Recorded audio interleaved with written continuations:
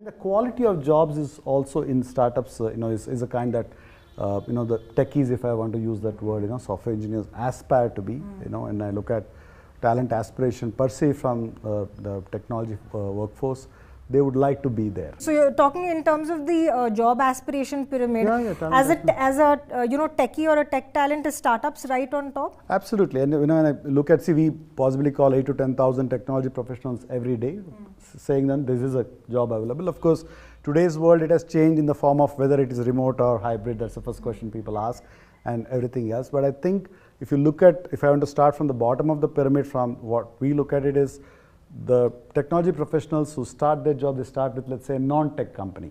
That would be the first place they'll land up with if they don't have a choice. It could be banks, PSUs, the PSU, you can say in Indian context, is aspirational from a job, but from a technology professional point of view, you could be in a healthcare company, you could be in a hospital, you could land up in a job there. Then would be what I call as the IT services companies, where the largest cohort of people work, which is almost like 2.4 million people work in the IT services companies. We have the big three, the international services companies, you have the Indian biggies, then you have the mid-tier Indian services companies. So then what we call as the big four consulting, or the big 10 today, they're also large technology staffing companies in a way. Along with consulting, they staff tech people. Then you have GCCs, as we call it. GCCs have close to about 1.9 million people working technology professionals there today. So that would be the next level people aspire to go. If you look at GCCs today, almost 40 GCCs came to India last year.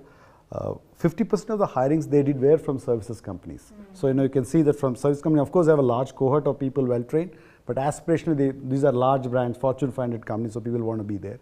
On top of it would be what we call as the product companies. You have FANG, you have Facebook, Amazon, Apple, Netflix, and Microsoft kind of companies, which are today in India employ close to 1.4 million people. And on top of it is startups. So when we look at the movement of people, you see clearly that from product companies, people moving there. We know that when kids pass out of college, premium college, they say, okay, we want to work for Google, Amazon, Apple.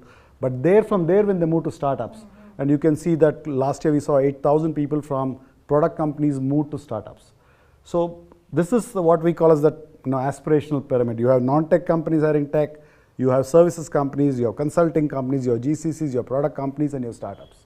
So if you ask me why, of course, many things. Of course, there's great money, ESOPs, and most important thing that we found, people who are working in startups are aspiring to be there, telling us is that what I do today, I'll see that tomorrow. Like there are people who tell us, look, this feature you saw in the Swiggy app, I did it. So that's a huge kick for people, and of course, besides the the technology, the latest technologies, you get to work kind of stuff. And we also see, in this talent aspiration, there's significant amount of software engineers who migrate overseas. Last year alone, close to 90,000 software engineers migrated out. Of course, 52,000 came back. The previous year it was 114,000, 72,000 came back. But I think if you look at the talent aspiration, I would say overseas is the highest. But I think in the Indian context, startups would be on top.